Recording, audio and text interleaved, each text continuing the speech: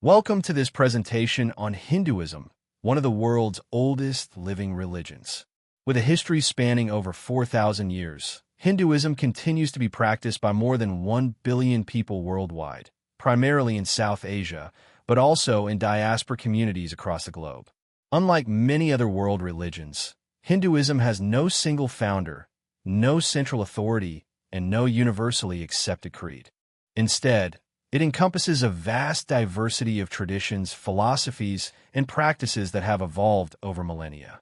Today, we'll explore the fundamental aspects of this ancient and complex religious tradition, from its philosophical foundations to its daily practices. Hinduism has its roots in the Indus Valley Civilization, one of the world's earliest urban cultures, dating back to approximately 2,500 BCE in what is now modern-day Pakistan and northwestern India. Archaeological evidence from sites like Harappa and Mohenjo-daro suggests ritual bathing, fire altars, and possibly proto-Shiva worship.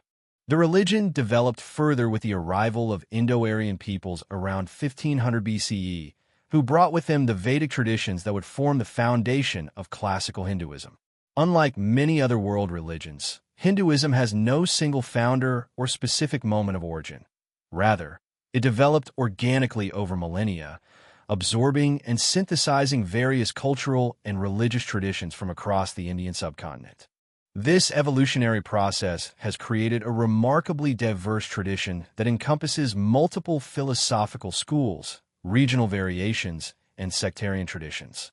Today, Hinduism stands as the third largest world religion after Christianity and Islam, with approximately 1.2 billion adherents, the vast majority of whom live in India, Nepal, and other South Asian nations, though significant Hindu communities now exist worldwide. Central to Hindu philosophy are four interconnected concepts that form the foundation of Hindu worldview and spiritual practice. Karma refers to the universal law of cause and effect, where every action, whether physical, verbal, or mental, creates consequences that shape one's present circumstances and future experiences. This principle extends beyond a single lifetime, influencing the conditions of future births. Dharma represents righteous duty, moral order, and the ethical obligations that vary according to one's age, caste, and stage in life. It encompasses both universal ethical principles and specific social responsibilities that maintain cosmic and social harmony. Moksha is the ultimate spiritual goal, liberation from the endless cycle of rebirth and the achievement of union with the divine or ultimate reality. This state represents freedom from suffering, ignorance, and the limitations of individual existence. Samsara is the continuous cycle of birth, death, and rebirth that all living beings undergo until achieving moksha. This cycle is driven by karma and attachment and can only be transcended through spiritual knowledge, devoted practice, or divine grace. Together, these four concepts provide a comprehensive framework for understanding existence, ethical conduct, and the path to ultimate liberation. Hinduism employs numerous sacred symbols, each carrying deep spiritual significance and serving as focal points for meditation, worship, and religious identity. The Om symbol, written as Om in Devanagari script, represents the primordial sound of the universe and is considered the most sacred syllable in Hinduism. It symbolizes the essence of ultimate reality, Brahman, and is chanted at the beginning and end of prayers, mantras, and spiritual practices. The lotus flower holds profound symbolic meaning, representing purity, spiritual awakening, and divine beauty. Just as the lotus rises unsullied from muddy waters to bloom in pristine perfection, the soul can rise above worldly attachments to achieve spiritual enlightenment. The swastika, an ancient symbol of auspiciousness and good fortune, has been used in Hindu tradition for thousands of years. The word comes from Sanskrit su meaning good and asti meaning existence, symbolizing well-being, prosperity, and cosmic order. The conch shell, or shankha, represents the divine sound of creation and is blown during religious ceremonies to announce the beginning of worship and to dispel negative energies. The trishula, or trident, is Shiva's primary weapon and symbolizes his power over creation, preservation, and destruction, as well as the three gunas, sattva, rajas, and tamas, that constitute all of reality. The Trimurti, or the Hindu Trinity, represents one of the most important theological concepts in Hinduism, consisting of three principal deities who together embody the cosmic cycle of existence. Brahma serves as the creator deity, responsible for bringing the universe and all beings into existence. Despite his fundamental role, Brahma is less widely worshipped than the other two members of the Trimurti, with relatively few temples dedicated solely to him. He is typically depicted with four heads, representing the four Vedas, and holds prayer beads, a water pot, and a spoon for ritual offerings. Vishnu functions as the preserver, maintaining cosmic order, protecting dharma, and ensuring the continued existence of creation. He is believed to incarnate periodically as avatars, such as Rama and Krishna, to restore balance whenever the world is threatened by chaos and adharma. Vishnu is worshipped widely across India and is typically depicted with blue skin, holding a conch, discus, mace, and lotus. Shiva acts as the destroyer and transformer, facilitating necessary change, regeneration, and ultimately the dissolution of the universe at the end of each cosmic cycle. Rather than being merely destructive in a negative sense, Shiva's role is essential for renewal and transformation. He is worshipped throughout South Asia and is typically depicted as an ascetic yogi, often in meditation, with a third eye of wisdom, a crescent moon, and the sacred Ganges river flowing from his matted hair. Together, these three deities embody the continuous cycle of creation, preservation, and dissolution that characterizes all of existence. Hinduism's sacred literature spans thousands of years and encompasses multiple genres, from ritual manuals to philosophical treatises to epic narratives. The Vedas, composed between approximately 1500 and 500 BCE, are the oldest and most authoritative Hindu texts. They consist of four collections: the Rigveda, containing hymns to various deities; the Samaveda, focusing on musical chants; the Yajurveda, containing ritual formulas; and the Atharvaveda, including spells and incantations. These texts were transmitted orally for centuries before being committed to writing, and they form the foundation of Hindu ritual practice and religious authority. The Upanishads, composed between approximately 800 and 200 BCE, are philosophical treatises that explore the nature of ultimate reality, Brahman, and the relationship between the individual soul, Atman, and the universal consciousness. These texts mark the transition from ritualistic religion to philosophical inquiry and are considered the culmination of Vedic wisdom. The Bhagavad Gita, composed around 200 BCE, is part of the epic Mahabharata and presents a dialogue between the warrior Arjuna and Lord Krishna, who serves as a charioteer and divine guide. Over 18 chapters, Krishna offers profound teachings on duty, dharma, the nature of the self, and the paths to spiritual liberation. The Gita synthesizes various Hindu philosophical traditions and has become one of the most influential and widely studied texts in Hinduism. Beyond these core texts, Hindu scripture includes the Puranas, mythological narratives, the epics, Ramayana and Mahabharata, and numerous commentaries and sectarian texts that have contributed to the vast and diverse literary tradition of Hinduism.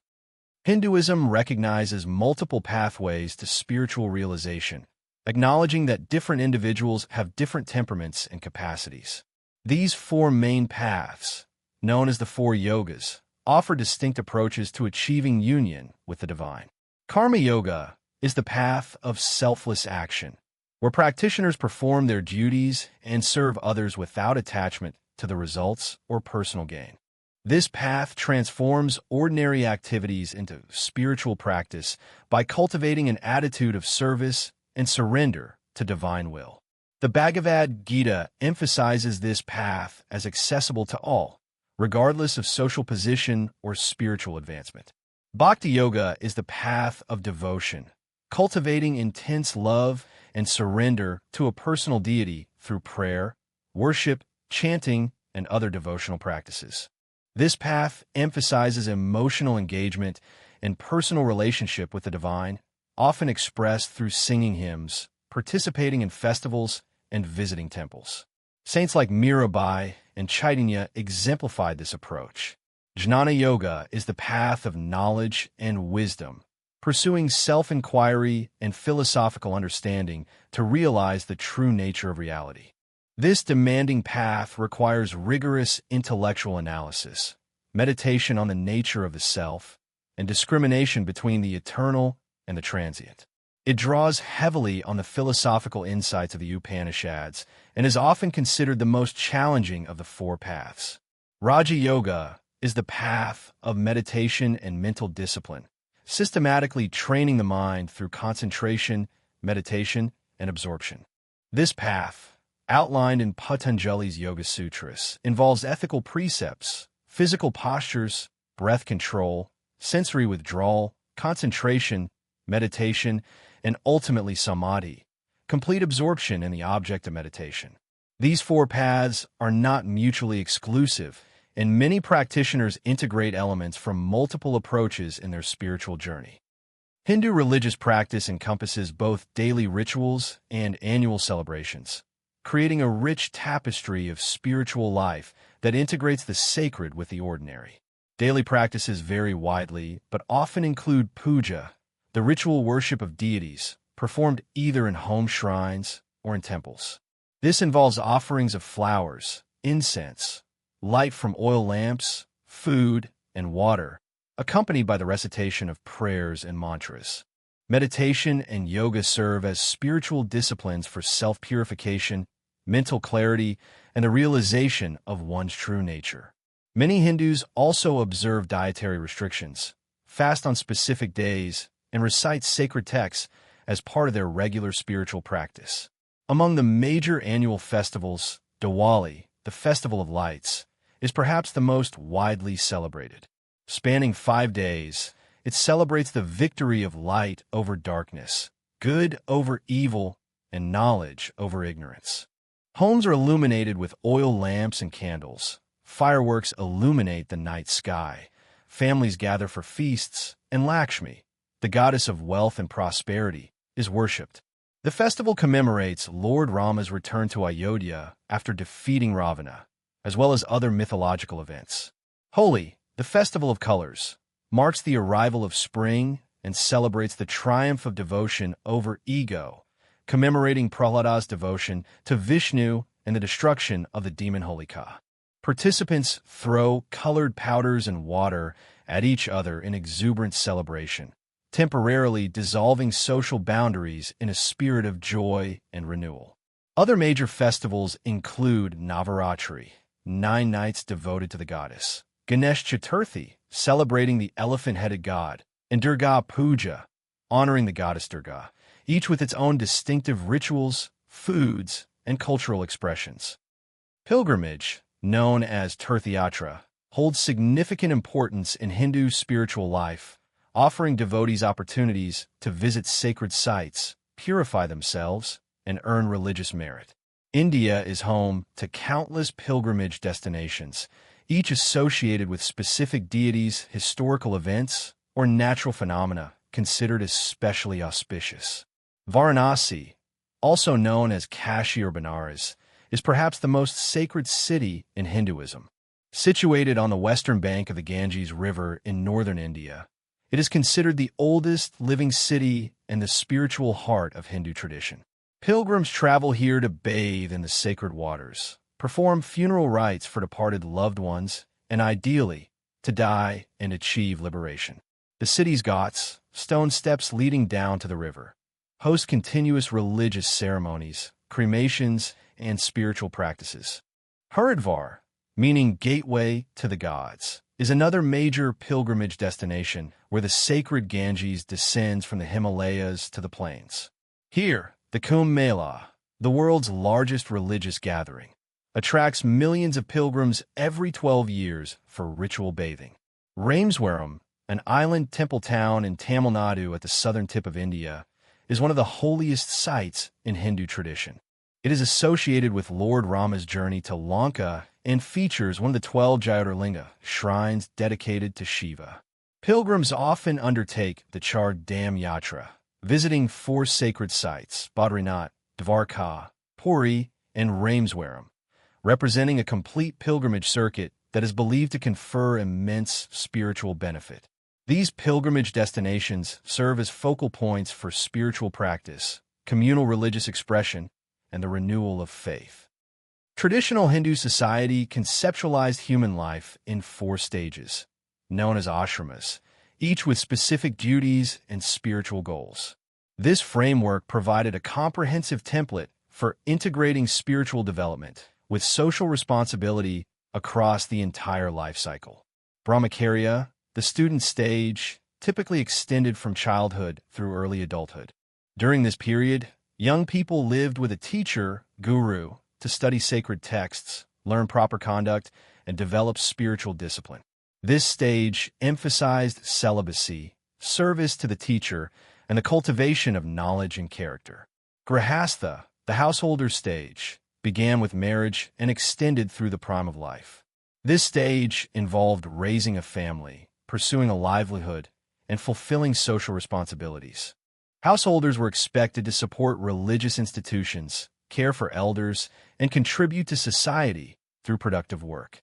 This stage was considered the foundation of social and economic life, generating resources for the other 3 stages. Vanaprastha, the hermit or forest dweller stage, marked a gradual withdrawal from worldly affairs as individuals aged. During this period, people reduced their material attachments, began transferring responsibilities to the next generation, and devoted more time to spiritual practices and contemplation. Sannyasa, the final stage, represented complete renunciation of worldly life, including family, social roles, and material possessions. Sannyasis, renunciants, dedicated themselves entirely to spiritual pursuit, wandering as ascetics or living in monastic communities. Life cycle rituals, known as samskaras, marked important transitions through these stages. The Upanayana, or sacred thread ceremony, initiated boys from upper castes into Vedic study and marked the beginning of the student stage. Vivaha, the wedding ceremony, sanctified the union of 2 individuals and their families, marking entry into the householder stage. Antiesti, the funeral rites, honored the departed and facilitated their journey to the next realm, completing the cycle of earthly existence. While not all Hindus follow this traditional 4-stage model in modern times, the concepts continue to influence Hindu understanding of life's purpose and progression. This presentation draws from established scholarly sources and authoritative translations of sacred texts to ensure accuracy and reliability. For the sacred texts, key references include the Rig Veda, translated by Ralph T. H. Griffith, 1896, which provides an accessible English translation of the oldest Vedic hymns. The Upanishads, translated by Eknath Easwaran, 1987, offers clear and insightful interpretations of these philosophical treatises. The Bhagavad Gita, translated by Swami Sivananda, 1968, and the translation by Eknath Easwaran, 1985, provide authoritative renderings of this essential text. For scholarly analysis, Wendy Doniger's The Hindus, An Alternative History, 2009, offers a comprehensive and nuanced examination of Hindu traditions from multiple perspectives. David Lorenzen's Who Invented Hinduism, 2006, provides critical analysis of the historical construction of Hindu identity. Klaus K. Klostermayer's A Survey of Hinduism, 2007, offers a thorough overview of Hindu beliefs, practices, and history. Additional important works include Gavin Flood's An Introduction to Hinduism, 1996, and Sarvapalli Radhakrishnan's classic Indian Philosophy, 1923. These sources represent established scholarship in the field of religious studies and Hindu traditions, ensuring the information presented is both accurate and comprehensive. Visual materials are drawn from reputable sources, including archaeological publications, religious art collections, and scholarly archives. Hinduism, often described as the eternal way or Sanatana Dharma, offers a comprehensive framework for understanding existence and pursuing spiritual fulfillment that has evolved over thousands of years. Its remarkable diversity, encompassing monotheism, polytheism, monism, and atheism, embracing both householders and renunciants, and integrating countless regional and sectarian traditions, reflects its capacity to accommodate multiple perspectives and approaches to the divine. This pluralism is not merely tolerance, but recognition that truth has many facets and that different paths may lead to the same ultimate reality. Hinduism's rich philosophical traditions, from the 6 orthodox schools of philosophy to the various Bhakti movements, provide intellectual frameworks for understanding the nature of reality, consciousness, and liberation. Its diverse practices, from daily puja and meditation to elaborate festivals and pilgrimages, offer multiple ways to engage with the sacred. Hinduism's integration of spiritual life with daily existence emphasizes that all of life can be a spiritual practice, whether through selfless service, devotional worship, philosophical inquiry, or meditative discipline. This holistic approach has sustained Hinduism through millennia of historical change and continues to inspire millions of practitioners worldwide who seek meaning, purpose, and transcendence in their lives. As one of humanity's oldest religious traditions, Hinduism offers timeless insights into the nature of existence, the possibility of transformation, and the enduring quest for ultimate reality that transcends all limitations.